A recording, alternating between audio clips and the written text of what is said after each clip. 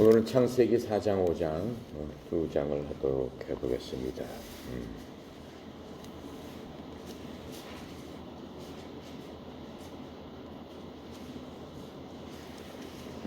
자, 창세기 4장 1절부터 5절까지 함께 읽도록 하겠습니다. 아담이 그의 아내 하와와 동침하매 하와가 임신하여 가인을 낳고 이르되 내가 여호와로 말미암아 등남하였다 하니라. 그가 또 가인의 아우 아벨을 낳았는데 아벨은 양치는 자였고 가인은 농사하는 자였더라. 세월이 지난 후에 가인은 땅의 소산으로 제물을 삼아 여호와께 드렸고 아벨은 자기도 양의 첫 새끼와 그 기름으로 드렸더니 여호와께서 아벨과 그의 제물은 받으셨으나 가인과 그의 제물은 받지 아니하신지라. 가인은 몹시 분하여 안색이 변하니. 자, 지난 3장에서 보면은 이제 아담과 하와가 범죄함으로 말미암아 에덴에서 쫓겨나는 그러한 장면을 우리가 봤습니다. 이제 이 4장 1절을 보니까는 아담이 그의 아내 하와와 동침하며 하와가 임신해서 가인을 낳고 하는 이제 규절이 나옵니다. 여호와로 말미암아 등남하였다라고 하면서 이제 좋아하는 규절이 나오죠. 그런데 이제 4장 1절은 여러 가지 의미를 내포하고 있습니다. 하나님께서는 인간이 범죄함으로 말미암아 인간을 에덴 동산에서 하나님과 함께 있다가 쫓아내게 되는 것들을 우리가 봐왔습니다. 그러시면서 3장 15절에 처음으로 이제 하나님께서 메시아의 탄생을 예고하는 규절이 나왔죠. 3장 15절에 내가 너로 여자와 원수가 되게 하고 내 후손도 여자의 후손과 원수가 되게 하리니 여자의 후손은 내 머리를 상하게 할 것이요 너는 그의 발꿈치를 상하게 할 것이다 라고 말씀을 해 주셨어요. 즉 사람을 갖다가 죄에 빠뜨린 그 원수들을 멸하겠다라고 이제 말씀하신 그 규절이 나옵니다. 근데 그 후손이 여자로부터 나온다라고 얘기를 했어요. 그래서 이 하와하고 아담은 그때 생각을 한 겁니다.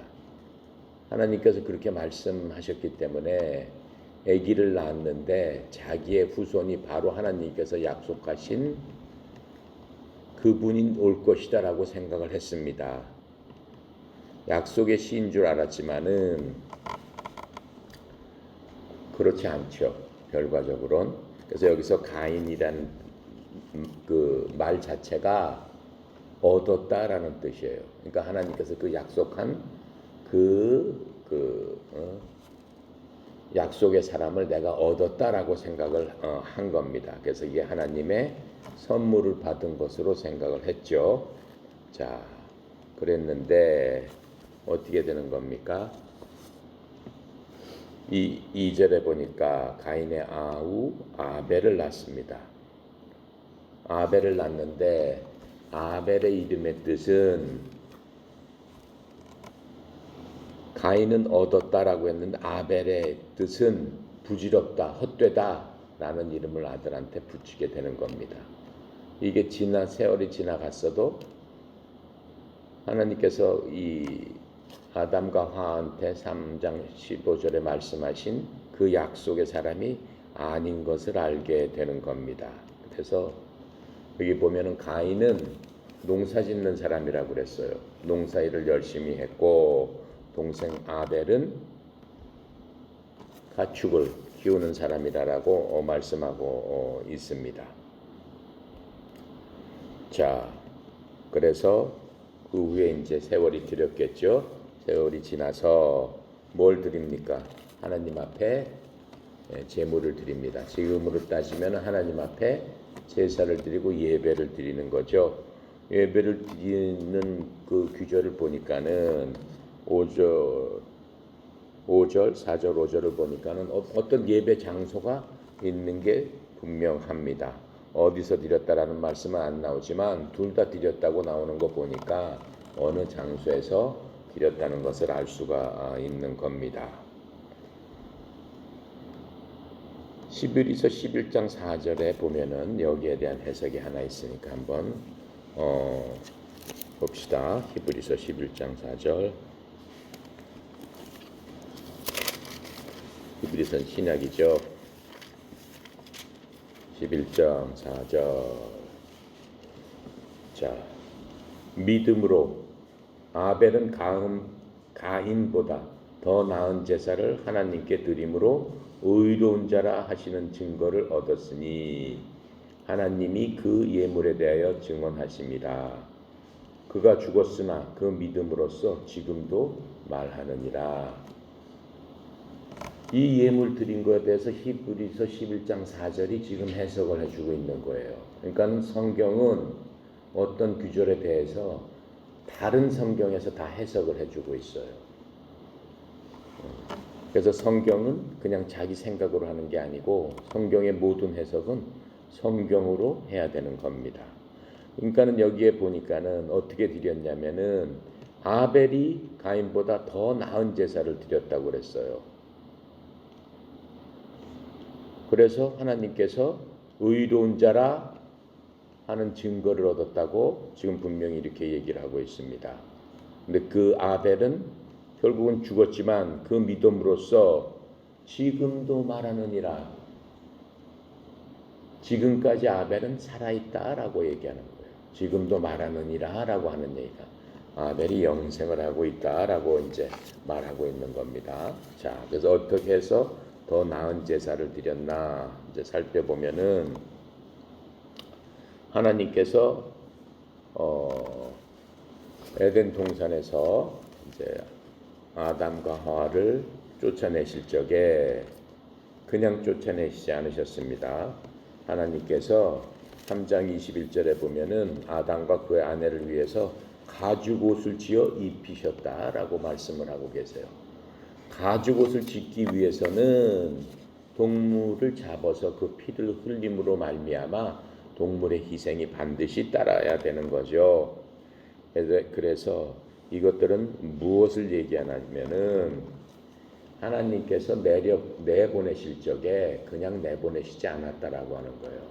하나님 앞에 나올 적에는 어떠한 방법으로 나를 만날 수 있다라고 하는 것을 분명히 알려주시고 내보냈다라고 하는 것을 알 수가 있습니다. 그래서 이 3장 21절에 이 피의 희생이 어떻게 해서 이루어져야 된다 하고 하는 것들을 분명히 깨달아 알 수 있도록 해주셨다라고 하는 겁니다. 히브리서 9장 22절 한번 다시 찾아볼게요.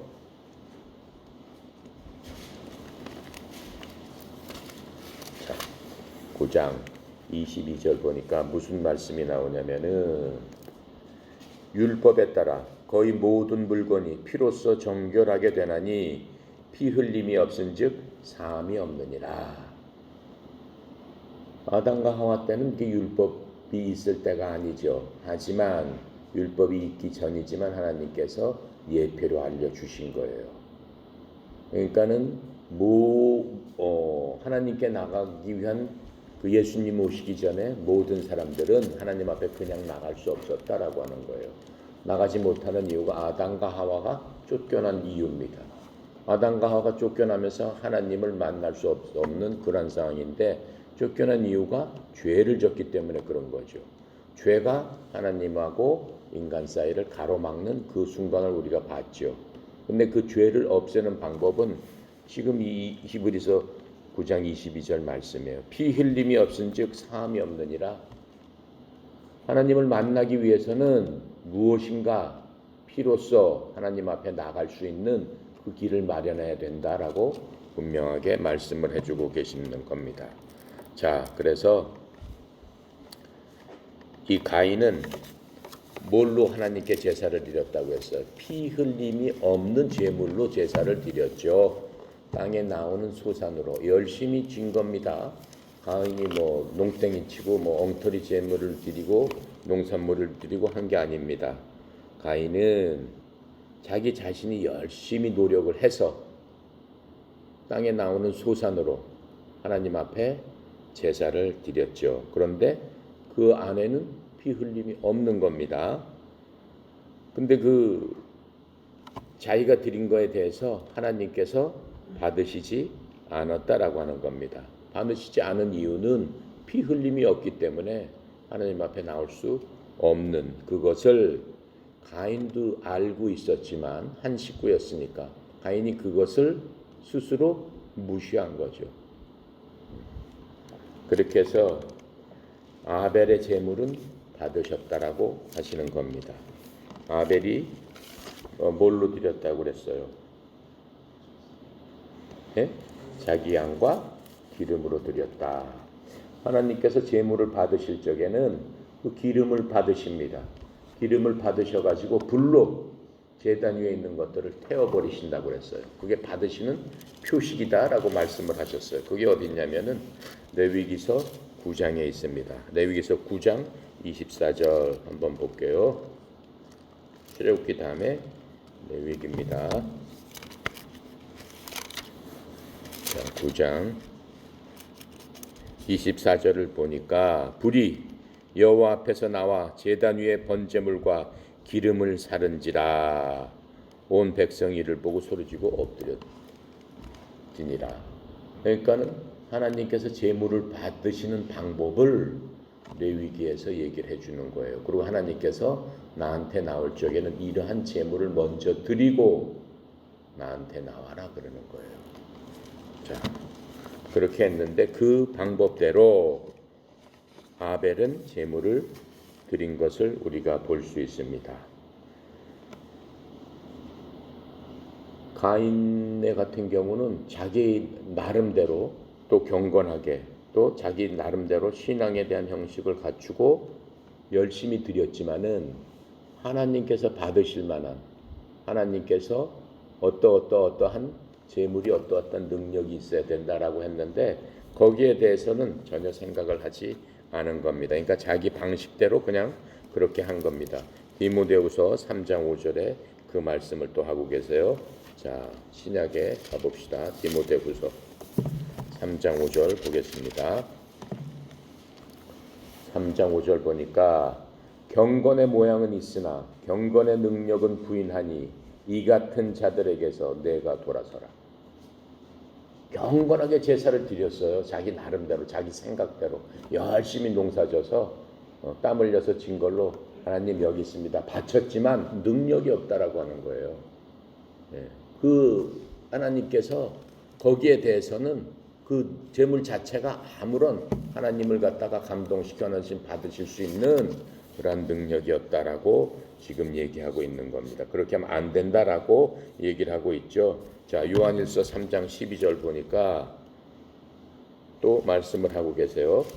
요한일서 3장 12절 뭐라고 얘기하냐면 가인같이 하지 말라. 그는 악한 자에게 속하였다. 이렇게 말씀하고 계세요. 그냥 정확하게 하나님께서 말씀을 하고 계시는 거예요. 가인처럼 하면 안 된다. 그는 악한 자에 속했다. 자기 스스로 열심히 했는데 하나님께서 뭐라고 그러죠? 가인은 악한 자다라고 얘기하는 거예요. 악한 자에 속했다? 무슨 얘기예요? 마귀의 자식이다. 하나님께서 가인을 그렇게 딱 정의를 하신 거예요. 자, 이 말 뜻은 뭐냐면은 믿음을 통해서 하나님께서 말씀하신 대로 하지 않았다라고 하는 거예요. 분명히 아담과 하와한테 내려보내면서 얘기를 했어요. 얘기를 했고 또 분명히 아벨이 가인한테 얘기를 합니다. 제사는 그렇게 드리면 안 된다. 아벨이 그렇게 얘기했다는 게 성경책에 없어요. 지금 거기에 창세기에는 없지만 성경은 그렇게 말씀을 하고 계세요. 분명히 그렇게 얘기를 했는데 말 안 듣고 자기 생각대로 내가 열심히 피땀 흘려서 농사 진 걸로 드리면 되지 이렇게 생각을 하고 드렸는데 하나님께서는 그 생각 자체 그렇게 하는 게 네 마귀의 생각이다 라고 말씀하고 계세요. 자, 그래서 하나님이 예수님께서도 이 땅에 오셔가지고 그렇게 말씀하신 경우를 우리가 마태복음에서 배웠습니다. 예수님은 바리새인들을 만나고 율법 박사 서기관들한테 너 독사의 새끼들아, 마귀의 자식들 이렇게 얘기를 했어요. 그 사람들은 어떻게 하나님을 섬겼어요? 가인처럼 섬긴 거예요. 열심히 섬겼어요. 열심히 자기가 하는 대로 버는 대로 채소를 갖다가 수확하면은 채소에 조그만 거에 10분의 1이라도 나는 다 드린다 하면서 자기 생각대로 열심히 생겼지만은 어떻게 예수님께서 너는 독사의 새끼들이다 라고 말씀을 하세요. 왜 그래? 하나님의 방식대로 안 하고 자기가 생각했을 적에 야 이게 내가 가장 훌륭한 방식이고 내가 생각했을 적에 이게 가장 옳은 방식이다 이렇게 했기 때문에 예수님께서 그렇게 부르신 겁니다. 누가복음 11장 찾아볼게요. 예수님께서 하신 말씀이니까 찾아보도록 하겠습니다.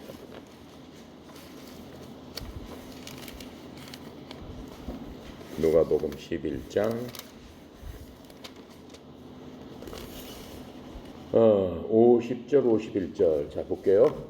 창세 이후로 흘린 모든 선지자의 피를 이 세대가 담당하되 곧 누구의 피로부터? 아벨의 피로부터 제단과 성전 사이에서 죽임을 당한 사가랴의 피까지 하리라. 그 앞에 얘기는 뭐냐면은 바리새하고 율법 교사가 예수님을 갖다가 초대해 놓고 예수님을 막 비난을 하는 거예요. 뭐 이렇게 율법 안 지고 어쩌고 하니까는 예수님께서 뭐라 그래? 화 있을 진저들이 바리새인들아, 니네들은 지금 겉은 깨끗하지만 속은 탐욕과 악독이 가득하고 니네들 멋대로 하는 거 아니냐라고 하시면서 아주 꾸짖으시면서 50절 얘기를 하시는 거예요. 창세 이후로 흘린 선지자 피를 니네들이 다 감당해야 된다 이렇게 말씀하셨어요. 근데 여기서 아벨을 얘기하시는 거면 아벨이 뭐라는 얘기예요? 첫 번째 선지자였다라고 얘기하는 거예요. 첫 번째 대언자였다라고 얘기하는 거예요. 그러니까 성경은 아벨이 제가 조금 전에 아벨이 가인 형한테 얘기를 했을 것이다라고 했죠. 이렇게 말씀해 주시는 거예요. 대언자라는 건 선지자라는 거는 하나님의 말씀을 받아서 다른 사람들한테 전하는 걸 대언자 선지자라고 얘기하는 거예요. 그러니까 아벨이 형한테 제사 어떻게 지내야 된다라는 얘기를 반드시 했을 것이다라고 하는. 그래서 예수님께서 아벨을 선지자다라고 지금 이렇게 정의를 해주시는 겁니다. 자, 그렇게 하시면서 유다서 11절 우리 뒤로 가서 유다서를 한번 봅시다. 요 맨 끝에 계시록 전에 요한 1서 2서 3서 이런 계시록 전에 유다서 11절 보니까 뭐라고 나와 있냐면 화 있을진저 이 사람들아, 이 세대 사람들한테 얘기하는 거예요. 가인의 길에 행하였으며 싹을 위하여 이렇게 나와 있죠. 그렇죠? 가인의 길을 행하는 사람들은 어떤 사람들이에요? 화를 받고 멸망받는다라는 사람들이라고 지금 이렇게 말씀해주고 계시는 거예요. 이 얘기는 지금 우리한테 지금 이 창세기를 통해서 가인의 하는 짓을 보면서 우리에게 교훈으로 지금 주시는 말씀입니다. 자, 그래서 지금 여기서 보면은 하나님께서 무슨 말씀을 통해서 창세기에 이것을 쓰셨냐면 모든 성경 기록은 우리의 교훈을 위해서 이것을 잘 보고 배우고 들어서 올바른 길로 가라고 말씀을 해주시는 거예요. 그러니까 지금 이 가인과 아벨의 길을 보면은 이 세상에는 두 가지 종교만 있다라고 말씀하시는 거예요. 첫 번째는 뭐예요? 예수님께서 완성하신 그 믿음에 대해서 오직 하나님을 그리스도께서 우리한테 로마서에서 계속 말씀하셨죠. 그 믿음만을 의지하면서 가는 그러한 아벨과 같은 신앙을 가진 우리가 돼야 된다라고 하는 겁니다. 두 번째는 뭡니까? 선한 행위를 해가지고 자기의 의를 드러내려고 하는 그러한 종교는 아니다라고 지금 분명하게 말씀하고 계시는 겁니다. 아무리 니네가 가인처럼 가인이 열심히 땅에서 노력하고 힘들게 농사 졌습니다. 하지만 하나님 받지 않으시고 너는 마귀 새끼다라고 얘기했어요. 마귀의 자식이다라고 얘기한 걸 우리가 다 살펴봤어요. 그 가인처럼 하면 안 된다라고 분명히 말씀하시는 걸 다 살펴봤습니다. 그러니까는 우리 이 자기의 선한 행위 또 사람들끼리 서로 기뻐하면서 하는 어떤 종교적 행사나 프로그램에 의해서 하는 그런 것들은 하나님 받으시는 게 아니다. 그것은 가인의 종교입니다. 자, 그래서 결국은 아벨은 천국 가고 가인은 지옥 가는 그러한 결과를 맞게 된다라고 분명하게 알려주고 계시는 겁니다. 자, 4절부터 우리 6절까지도 같이 한번 해봅시다. 자, 4절 같이 합시다. 여호와께서 가인에게 이르시되 내가 분하여 함이 어찌 됨이며 안색이 변함이 어찌 됨이냐. 내가 선을 행하면 어찌 낯을 들지 못하겠느냐. 선을 행하지 아니하면 죄가 문 앞에 엎드려 있느니라. 죄가 너를 원하나 너는 죄를 다스릴지니라. 가인이 그의 아우 아벨에게 말하고 그들이 들에 있을 때 가인이 그의 아벨을 쳐 죽이니라. 자, 이제 쳐 죽이는 처음에 이제 살인이 일어나는 과정이 그림이 나옵니다. 그래서 하나님께서 가인에게 이렇게 말씀을 해 주시는 거예요. 가만히 보니까 가인이 안 받으니까는 가인의 얼굴 표정이 완전히 변해버렸어. 변해버리고 어떻게 했어요? 가인이 실망을 한 거 아니겠어요? 실망을 하고 어떻게 됐어? 이제 화가 나서 동생 보러 나와라 그랬어요. 들로 나와라. 그래가지고 들에서 쳐 죽여버렸습니다. 그래서 야고보서 1장 15절에 보면은 사람이 범죄하는 과정을 얘기를 하고 있어요. 욕심이 잉태한즉 죄를 낳고 죄가 쌓이면은 사망을 낳느니라. 그게 죄 짓는 과정이다라고 말씀하고 있는 거예요, 성경은. 그래서 예수님께서 계속 우리한테 얘기하는 게 뭐예요? 욕심을 내면 안 된다. 노하면 안 된다. 그렇죠? 어떠한 경우도 그렇게 하면 안 된다. 왜 그래? 사망을 낳기 때문에 그런다라고 말씀을 하고 계시는 거예요. 자, 이 가인도 그랬지 않습니까? 맨 처음에 실망을 했고 안색이 변했고, 그렇죠? 그 다음에 화가 났단 말이에요. 그 다음에 하나님께서 동생 거는 받으시고 자기 걸 안 받으니까는 질투를 했고, 그 다음에 결국에는 살인을 하게 됐다라고 하는 과정을 요 간단한 데서 지금 말씀을 해주시고 계시는 겁니다. 자, 그래서 마음의 증오가 결국은 손으로 어떻게 하게 하는 거예요? 살인하도록 한다라고 하는 거예요. 이 말씀을 똑같이 마태복음 5장 21절부터 26절에 예수님께서 말씀하고 계시는 거예요. 내 형제한테 욕하지 마라 라가라고 하는 자마다 어떤다고 그랬어요? 지옥불에 떨어지리라 라고 말씀하시면서 사랑하라라고 하는 말씀을 마태복음에서 예수님도 말씀을 해 주시는 거예요. 그래서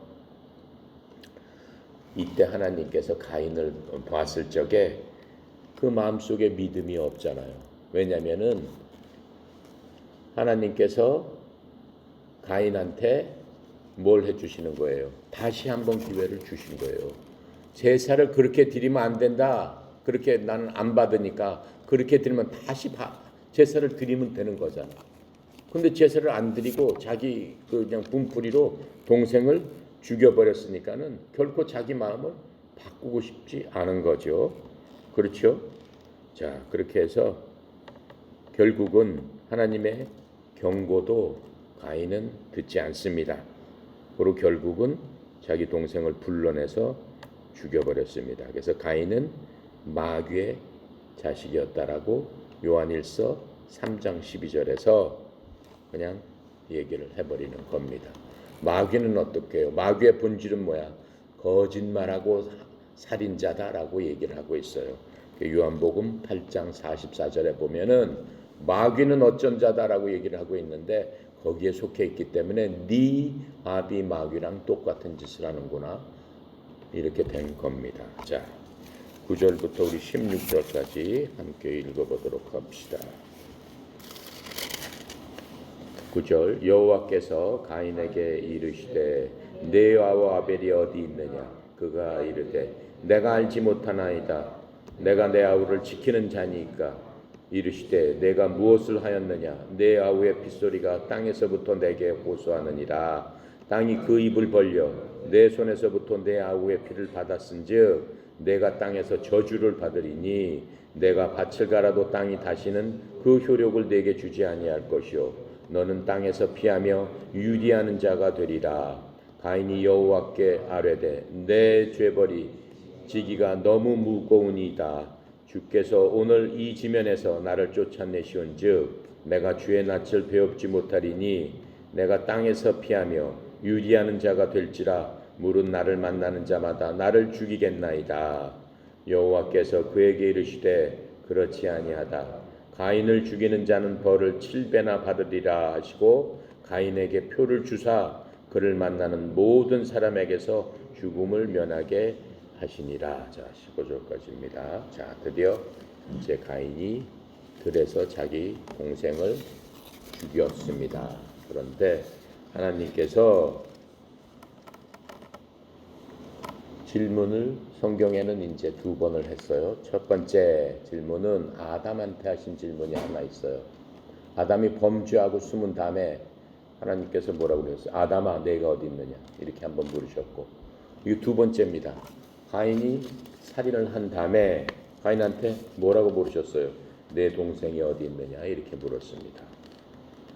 자, 이 두 질문은 성경에서 나오는 최초의 질문들입니다. 최초의 질문들인데 이 모든 죄는 이 둘 다 죄에 대한 거잖아요. 모든 죄는 드러날 수밖에 없다라고 하는 겁니다. 아담이 숨었다고 한들 아담이 진 죄를 숨을 수 있습니까? 가인도 마찬가지고 결국 사람이 우리가 짓는 모든 죄는 하나님 앞에 드러날 수 없다라고 하는 것들을 우리에게 지금 말씀해 주고 있는 겁니다. 자, 그래서 10절에 보니까는 내게 호소하느니라. 누가?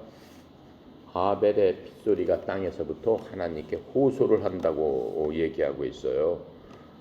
이 10절에 보면은 아벨의 피는 복수해 줄 걸. 하나님, 제가 이렇게 억울하게 죽었으니까 제 억울함을 풀어주세요. 이렇게 그 호소를 하고 있는 거고, 예수님의 피는 어떻습니까? 예수님의 피는 그 반대로 말씀을 하고 계시는 겁니다. 예수님은 십자가에 돌아가셔서 피 흘려 죽으시면서 그 로마 병사들, 자기를 찌르고 때린 로마 병사들 뭐라고 하셨어요? 주여, 저들을 용서해 주세요. 저들이 한 짓을 모릅니다. 예수님하고 피하고는 틀린 겁니다. 히브리서 12장 24절에 그 말씀이 있는 겁니다. 제가 읽어볼게요. 히브리서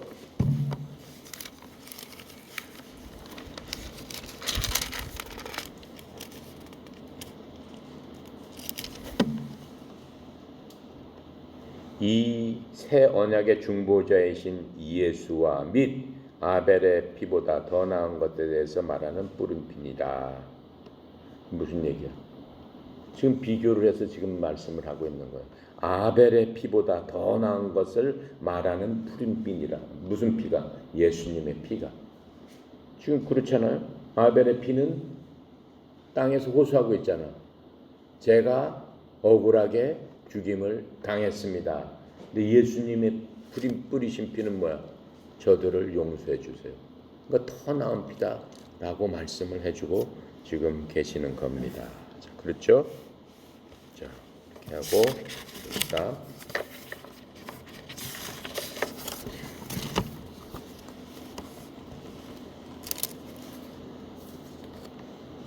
하나님께서 이제 그 저주하시는 내용이 나와요. 맨 처음에 사람을 속인 뭘 저주를 했죠? 동물 중에서 뱀을 저주를 했습니다. 저주하시고 너는 앞으로 네 배로 기어다녀라.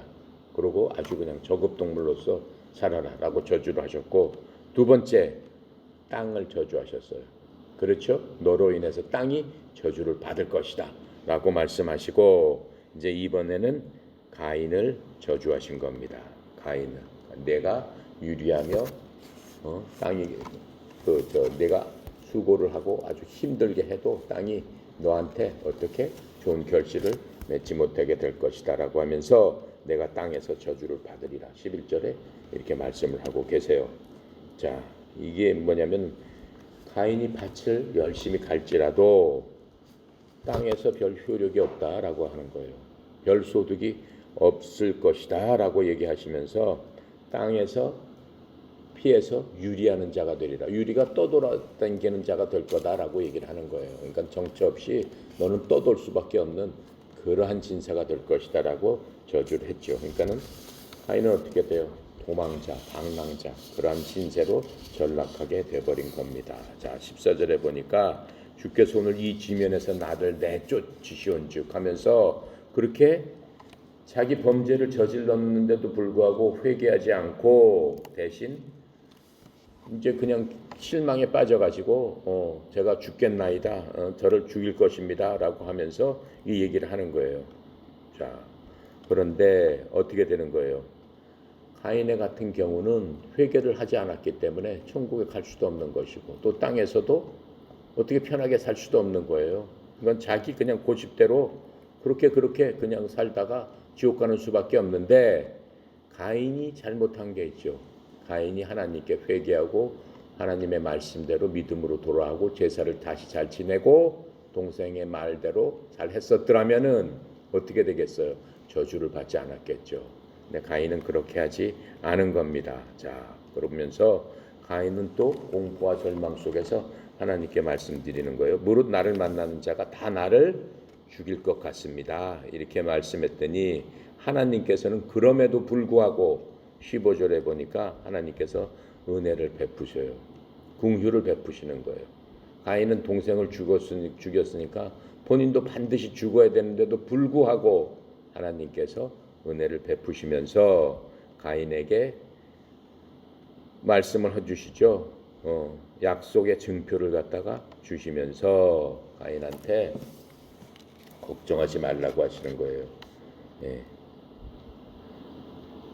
뭐라고 그러세요? 가인을 죽이는 자는 벌을 7배나 받으리라 하고 가인한테 표를 주셨어요. 그러니까 표를 주셨으니까는 그 표가 무슨 이렇게 마패처럼 그런 표가 아니고 가인 마음에 확신을 심어 주셨다라고 말씀을 하시는 거예요. 마음속으로 하나님께서 나를 지켜주시니까 나를 그렇게 죽일 자가 없을 것으로 확신을 하게 된 겁니다. 그러니까 그 믿음으로 하나님께서 말씀하시는 것을 믿어야 되는데 그런 거는 믿고 나머지 것들은 어때?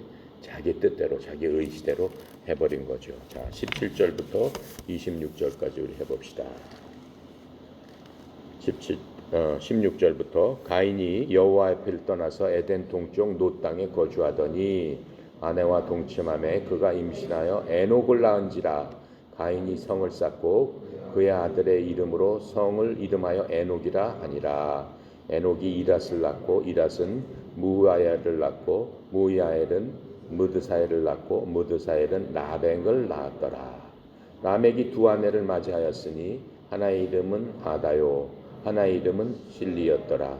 아다는 야발을 낳았으니 그는 장막에 거주하며 가축을 치는 자의 조상이 되었고 그의 아우의 이름은 유발이니 그는 수군과 퉁소를 잡는 모든 자의 조상이 되었으며 실리는 두발 가인을 낳았으니 그는 구리와 쇠로 여러 가지 기구를 만드는 자요 두발 가인의 누이는 나아마였더라.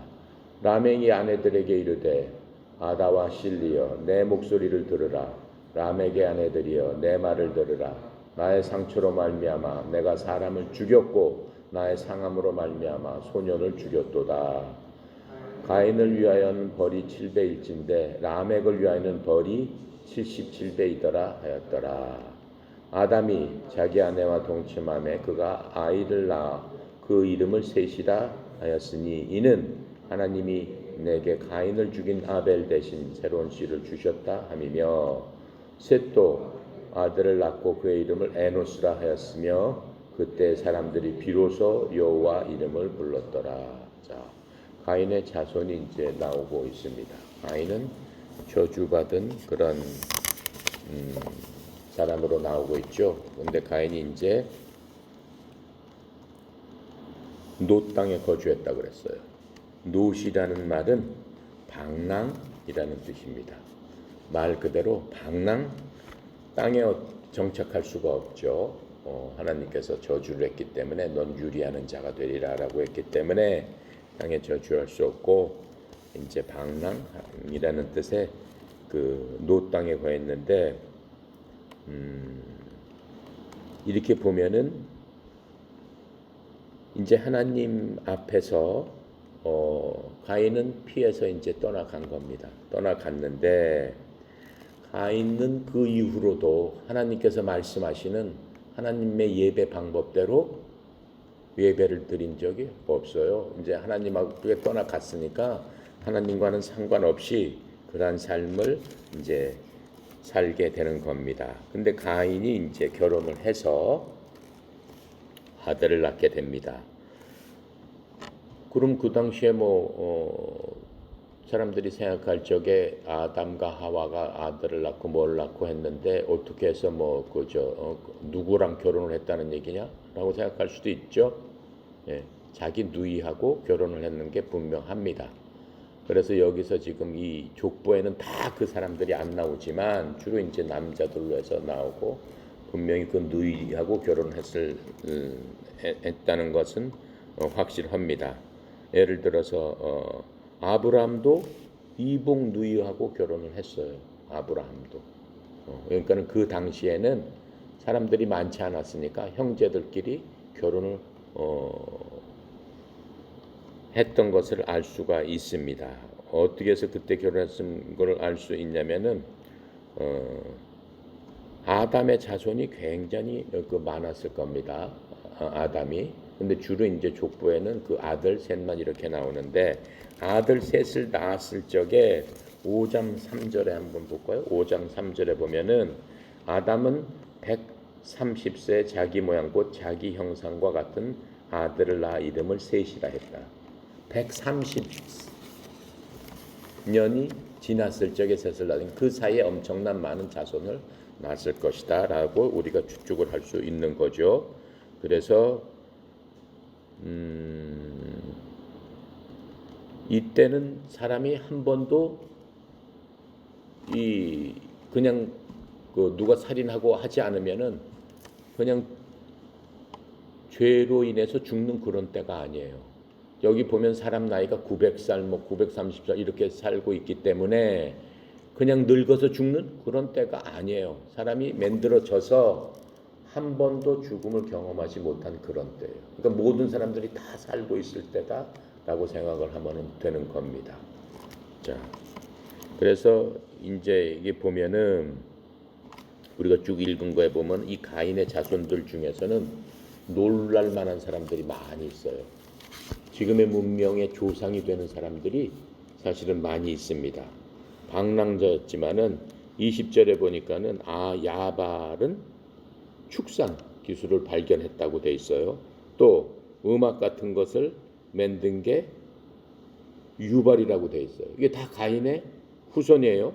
또 두발 가인은 금속 산업을 처음으로 만들어냈어요.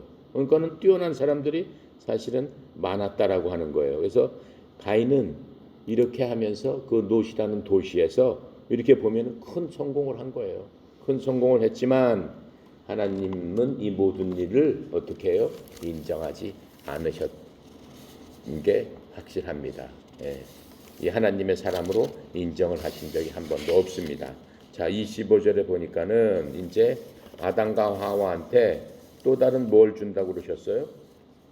아들을 주셨는데 아들이 셋이에요. 그러니까는 가인과 아벨과 셋째 아들이 셋이에요. 이름이 셋을 주셨습니다. 그래서 이 셋은 누구야? 아벨의 씨 대신 준 그러한 아들이라고 지금 얘기를 하고 있죠. 그래서 하나님께서는 이 가인의 족속을 어떻게 회개시키려고 하시지 않았어요. 그냥 그 가인의 족속들은 전부 다 그냥 지옥 가게 사실은 내버려 두신 겁니다. 결국은 이들은 어떻게 됩니까? 홍수 때 완전히 다 그냥 폐기 처분되는 거예요. 다 매몰돼 가지고 이 사람들은 싹 죽습니다. 이제 6장 7장에 보면은. 자, 그렇게 하시면서 하나님께서는 가인의 족속을 다 없애버리시고 하나님께서는 이 셋의 족속들을 통해서 다시 일들을 시작하시는 것이 나타납니다. 그리고 이제 이 셋의 후손들을 통해서 하나님께 예배를 하는 게 다시 시작되는 거죠. 26절에 보니까 그게 나오잖아.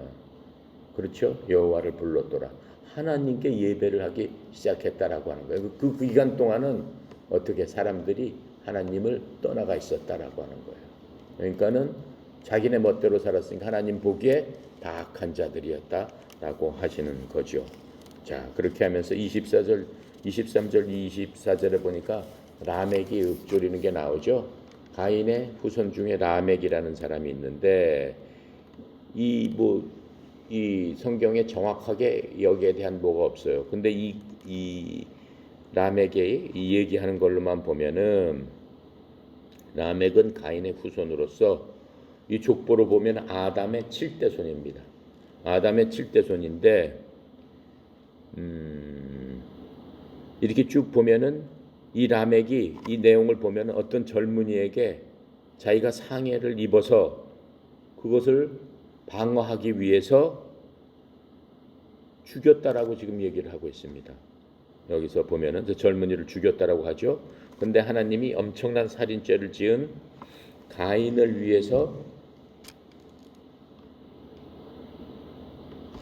보복을 해 주신다면, 그렇죠? 만약에 보복을 해 주신다면은 자기 방어를 위해서 사람을 죽인 라멕을 위해서도 분명히 내가 정당방위로 죽였다라고 하는 것들을 변호해 주실 것은 분명하지 않냐라고 얘기하는 거예요. 자, 그런데 이 라멕이 뭐라고 하는 거예요? 자기 부인들한테 자랑을 하는 거예요. 응? 자기네들이 녹과 철기로 무기를 발명해서 이러한 것들로 나에게 상해를 입힌 사람은 누구나 목을 베겠다. 그건 자기 스스로 지금 하나님께서 가인을 갖다 죽이는 자는 7배 나 벌을 주겠다라고 말씀을 하셨죠. 근데 자기 스스로 얘기를 하는 거예요. 가인은 자기가 그냥 죽인 거지만 자기는 자기를 방해하다 죽였으니까 나를 갖다 해치는 자는 내가 70배나 더 자기가 보복을 하겠다라고 자기 스스로 악하게 얘기를 하는 겁니다. 야, 그래서 이거는 성경에서 처음으로 이제 나오는 뭡니까? 오만한 짓이며 하나님에 대한 도전이며 처음으로 나오는 전쟁에 대해서 얘기를 하고 있는 겁니다. 라멕이. 자, 그래서 이제 우리가 그걸 보았고 이제 29절에 노아가 나오고 또 24절에 에녹이 나옵니다.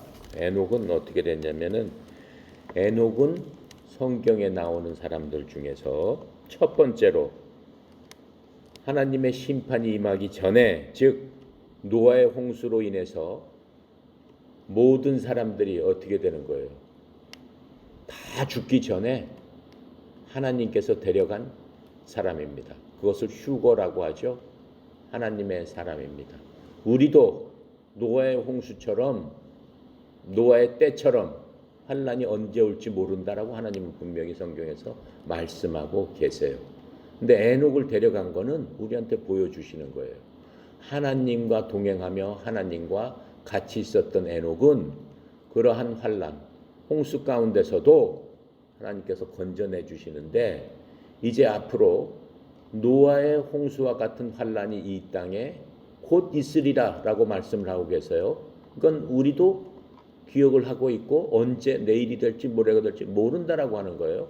그렇게 되기 전에 에녹처럼 너네들도 내가 데려가리라 라고 말씀해 주고 있는 거예요. 성경에서는 그건 다 배웠죠. 휴거에 대해서. 그 말씀이 지금 이 에녹을 통해서 우리에게 예시를 해주시고 있는 겁니다. 자, 그렇게 하면서 이 노아는 이제 29절에 나오는데 노아는 어떤 사람입니까? 예수님과 비교해서 봤을 적에 노아 한 사람을 불러서 하나님께서 어떻게 다시 이 세상을 노아의 가족만 빼놓고 이 세상 모든 생명체를 죽이시면서 다시 시작하는 그러한 사람으로 나오는 거죠. 근데 노아는 어떤 사람이었어요? 하나님이 명령하신 모든 일에 순종하면서 믿음이 신실한 사람이었다라고 말씀을 하고 계세요. 근데 예수님께서는 이 땅에 오셔가지고 어떠한 분이셨어요? 나는 언제나 아버지를 기쁘게 하는 일을 한다라고 말씀하신 분이 예수님입니다. 그리고 노아는 어때요? 홍수를 거치면서도 8 식구가 안전하게 하나님으로부터 인도함을 받았죠. 그래서 노아나 노아의 에녹 같은 사람들이 계속적으로 얘기했어요. 홍수가 오니까 다 피해야 된다. 하나님의 심판이 멀지 않았다.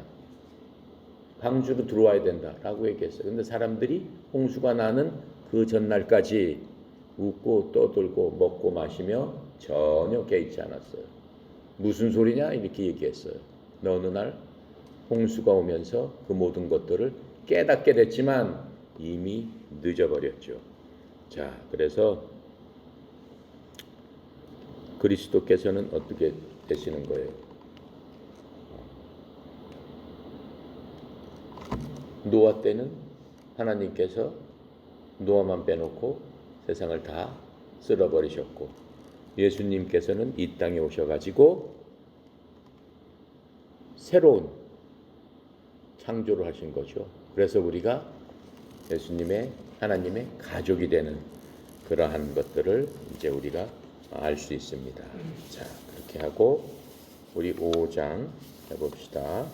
5장은 그냥 족보에 대한 얘기예요. 족보에 대한 얘기니까 그냥 우리 쭉쭉 읽어 나가면서 중요한 것만 한번 합시다. 자, 같이 합시다. 이것은 아담의 계보를 적은 책이니라. 하나님이 사람을 창조하실 때 하나님의 모형대로 지으시고 남자와 여자를 창조하시고 그들이 창조되던 날에 하나님이 그들에게 복을 주시고 그들의 이름을 사람이라고 일컬으셨더라. 이 얘기는 우리가 이미 앞에서 다 배운 얘기입니다. 그죠? 자, 3절. 아담은 130세 자기 모양 곧 자기의 형상과 같은 아들을 낳아 이름을 셋이라 하였고 아담은 셋을 낳은 후 800년을 살다가 자녀를 낳았으며 그는 930세 살고 죽었더라. 그러니까 이제 족보가 완전히 틀려요. 아까는 우리 가인의 족보 따로 있었고 지금은 이제 아담은 가인도 물론 아담의 아들이죠. 첫째 아들이죠. 그렇죠? 첫째 아들이 둘째 아들을 죽인 거죠. 그 다음에 이제 둘째 아들 대신 셋째 아들 셋을 낳고 아담의 족보를 이제 셋의 족보로 해서 쭉 말씀을 하고 계시는 겁니다. 자, 6절이죠. 셋은 105세 에노스를 낳았고 에노스를 낳은 후 807년을 지내며 자녀를 낳았으며 그는 902세를 살고 죽었더라. 에노스는 90세에 게난을 낳았고 게난을 낳은 후 815년을 지내며 자녀들을 낳았고 그는 905세를 살고 죽었더라. 게난은 70세에 마할렐라를 낳았고 마할렐라는 낳은 후 840년을 지내며 자녀를 낳았고 그는 910세를 살고 죽었더라. 마할렐라는 65세 야렛을 낳았고 야렛을 낳은 후 830년을 지내며 자녀를 낳았으며 그는 895세를 살고 죽었더라. 야렛은 160세에 에녹을 낳았고 에녹을 낳은 후 800년을 지나고 자녀를 낳았고 그는 960세를 살고 죽었더라. 에녹은 65세 무두셀라를 낳았고 무두셀라를 낳은 후 300년을 하나님과 동행하며 자녀를 낳았으며 그는 365세를 살았더라. 에녹이 하나님과 동행하더니 하나님이 그를 데려가심으로 세상에 있지 아니하였더라. 무두셀라는 여기까지 해볼게요. 자, 에녹은 이제 조금 아까 제가 설명한 대로 하나님과 동행했는데 하나님이 그를 데려갑니다. 산채로 데려갑니다. 그냥 끌고 갑니다. 그 데려가는 것을 휴거라고 얘기를 한다고 그랬죠. 세상에 있지 않았더라. 히브리서 11장 5절을 한번 볼까요?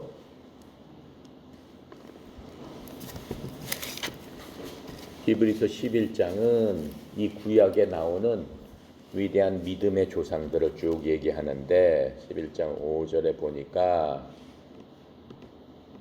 에녹에 대한 얘기가 나와요. 믿음으로 에녹은 죽음을 보지 않고 옮겨졌으니 하나님이 그를 옮기심으로 다시 보이지 아니하였느니라. 이 땅에는 이제 보이지 않았다라는 얘기죠.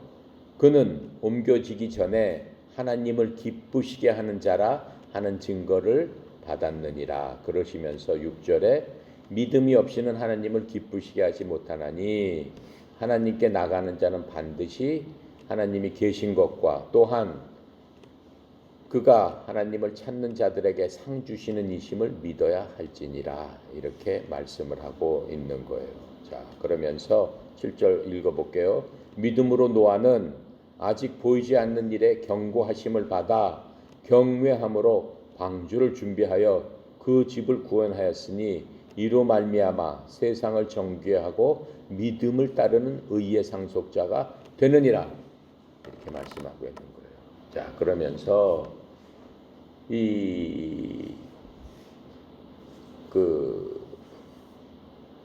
에녹에 대해서 하나님께서 하나님을 기쁘시게 하는 자가 에녹이다라고 얘기했어요. 근데 에녹은 어떻게 기쁘시게 했어요? 북절처럼 기쁘시게 한 거예요. 믿음으로. 근데 어떤 믿음으로? 하나님께서 계신 것과 우리가 창세기 1장 1절을 보면서 제가 얘기했죠.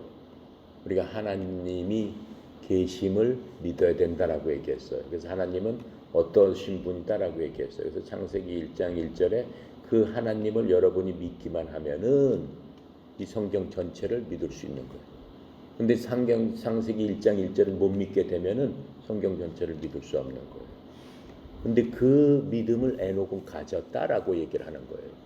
그리고 그 에녹은 뭘 가졌냐라고 하면은 하나님을 자기가 믿고 하나님과 내가 함께 가겠습니다라고 하면서 분명히 하나님께서 나한테 상을 주실 줄로 믿습니다. 이렇게 했다라는 거예요. 그것이 하나님을 기쁘게 하는 일이다라고 말씀을 하고 계시는 겁니다. 그러니까 우리가 하나님을 그냥 믿는다라고 하는 것보다 하나님을 기쁘게 해야 되죠. 하나님을 기쁘게 하기 위해서는 하나님께서 우주, 세수, 만물 이 모든 것들을 창조하셨음을 확실히 믿어야 되는 거예요. 그리고 내가 하나님 믿고 하나님 의지하고 이렇게 공부하면서 하나님 알게 되면 하나님께서 분명히 나에게 상 주시는 분이다 라고 하는 것을 굳세게 믿어라 라고 말씀을 하고 계시는 거예요. 그게 바로 하나님을 기쁘게 하는 일이다라고 하는 거예요. 그러시면서 하나님께서 우리에게 상을 주시겠다라고 하는 거예요. 그러니까는 에녹은 그 상으로 홍수로 인해서 전 인류가 멸망할 즈음에 바로 그 전에 어떻게 됐다고 그랬어요? 하늘로 들어올렸다라고 했어요. 그 환란을 보지 않고. 근데 우리는 예수님을 통해서 그것을 더욱더 확실히 믿게 됐어요. 여기 사람들보다. 에녹이나 이런 사람들은 성경 기록이 없었어요. 그냥 예언자의 말씀, 대언자의 말씀, 그것을 통해서 그냥 듣고 그 듣는 거를 믿음으로 말미암아 하나님을 기쁘게 했는데 우리는 하나님한테 기쁘게 할 수 있는 도구가 엄청 많다라고 하는 거예요. 그게 바로 이 성경이에요. 성경에서 계속적으로 말씀하시는 것을 이렇게 증거로 되어 있기 때문에 우리는 훨씬 더 믿기가 쉽다라고 하는 거예요. 그래서 이 히브리서 11장에는 믿음의 조상들이 어떻게 했나를 쭉 나열하고 있는 거예요. 아담부터 시작해가지고 쭉 성경 전체를 얘기해주고 있는 거예요. 그래서 우리가 그렇게 믿었을 적에 에녹처럼 우리한테 상을 주신다라고 얘기하는 거예요. 에녹도 상 주시는 하나님을 믿었고 우리도 상 주시는 하나님을 믿는데 그 상 주시는 게 뭐예요? 노아의 홍수처럼 이 지구의 멸망, 이 모든 것들이 이 환란이 가까이 오게 되면은 우리도 에녹처럼 하나님께서 산채로 데리고 가신다라고 하는 것을 믿는 거예요. 그 믿는 걸 하나님은 어떻게 하신다고 그랬어? 기뻐하신다. 지금 그 말씀을 하고 있는 겁니다. 그렇죠? 자, 그렇게 하고 무두셀라라는 말이 나오죠. 무두셀라. 무두셀라가 성경에서 가장 많이 산 사람이에요. 여기 보니까 무두셀라는 몇 년? 969세를 살고 죽었더라. 969. 무두셀라가 가장 오래 산 사람이에요. 근데 무두셀라가 죽자마자 뭐가 일어나요? 홍수가 일어나요. 지구가 멸망해요.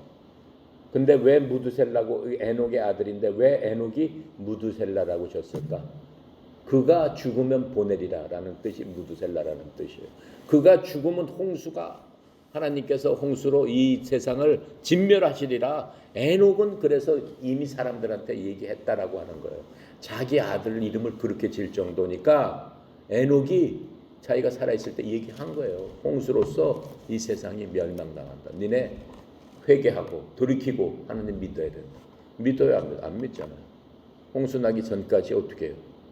먹고 마시고 놀고 그냥 하나님 믿지 않고 하다가 구원받은 자는 누구예요? 8명. 누구? 노아 부인, 그 다음에 노아 아들 셋, 함, 셈, 야벳 하고 그의 부인 셋, 그래서 6, 7, 8명만 방주 속에 타고 어떻게 되는 거예요? 다 홍수로 말미암아 죽게 되는 거예요. 그러면서 이제 이 홍수로 인한 그 사망을 6장, 7장, 8장까지 얘기를 합니다. 다음 시간에 6장, 7장, 8장을 다 할게요. 거기에 보면은 몇 월 며칠 날까지 이제 정확하게 나와요. 연도수가 다 나와요. 몇 월 며칠 날 비가 와서 몇 월 며칠 날 되고 몇 월 며칠 날 어떻게 되고 몇 월 며칠 날 어떻게 해서 사람이 몇 달 동안 그 물에 갇혀 있다가 지구가 몇 월 며칠 날 나온다라고 해서 정확하게 기록을 하고 있어요. 그래서 우리가 이 말씀을 통해서 정말로 우리가 말세를 사는 우리들이 경계심을 갖고 하나님을 올바로 믿어야 된다라고 하는 거예요. 그렇죠? 네, 마치겠습니다. 감사하시고 거룩하신 하나님, 하나님의 은혜의 영광을 찬양합니다. 오늘도 저희들 창세기를 통해서 하나님께서 창조의 역사와 또 죄에 대한 또 인간에 대한 또 하나님의 그러한 처리 방법에 대해서 깨달아 알 수 있도록 분명히 말씀으로 인도하여 주시니 주님 감사합니다. 이 모든 말씀이 우리 삶 가운데 교훈이 되고 또 우리가 바로 새로 나가는데 바로 살 수 있는 나가는데 길잡이가 되어서 말씀이 내 삶의 등불이 되고 우리 가는 길에 빛이 되어서 좌로나 우로나 치우치지 않고 오직 주의 말씀 따라 살아가는 귀한 하나님의 자녀들 다 되도록 주님 축복하여 주시옵소서. 특별히 이 힘든 기간도 하나님 저희들이 함께 모여서 하나님 앞에 찬양하고 또 말씀 깨달아 알 수 있도록 지혜와 계시의 영을 부어주시니 주님 감사합니다. 듣는 모든 에어로빅 선수들 하나님 축복하여 주셔서 이 세상에 하나님 기뻐하는 빛과 소금이 역할이 되는 말세 하나님 바라보고 의지해서 에녹처럼 하나님 앞에 소망을 두었을 적에 하나님께서 주시는 그 상급을 붙들고 나가는 귀한 주의 종들 다 되도록 하나님 축복하여 주시옵시고 그들의 앞길을 하나님의 은혜 가운데 하나님의 장중에 붙들어 주시옵소서. 특별히 전국에 있는 우리 에어로빅 식구들 하나님 하나하나 지명하여 불러셔서 에어로빅이라는 방주 역할로 인도하여 싸우니 우리가 그 방주에서 함께 하나님을 기뻐하고 하나님을 찬양함으로 말미암아 말세를 기쁨으로 대비하는 귀한 주의 종들로서 주님 삼아 주시옵소서. 특별히 경제적으로도 어렵고 또 정신적으로 힘든 그러한 상황입니다. 아버지 하나님 원수마귀들 틈타지 못하게 주님 도와주시옵시고 각자 삶의 현장에서 하나님의 도우심을 받고 하나님의 긍휼하심과 하나님의 인도하심과 하나님의 크신 사랑 가운데서 이 모든 것들을 합력해서 이겨나가고 오히려 하나님 앞에 더 가까이 가는 귀한 복된 시간이 되도록 주여 인도하여 주시옵소서. 특별히 송영희 이사장님 하나님의 말씀으로 붙들어 주시고 또 하나님의 무한하신 자원을 이제까지도 흘려보내는 통로로 사용하셨사오니 앞으로도 그 통로로 하나님 사용하시기에 조금도 부족함이 없는 영육간의 강건함을 주셔서 발걸음 닿는 곳 손길 닿는 곳곳마다 주의 영광 드러내는 귀한 종 되도록 주여 도와 주시옵소서. 오늘 하루도 하나님께 모든 것을 의탁드리며 감사드리며 우리 주 예수 그리스도 이름으로 기도드렸습니다. 아멘. 감사합니다.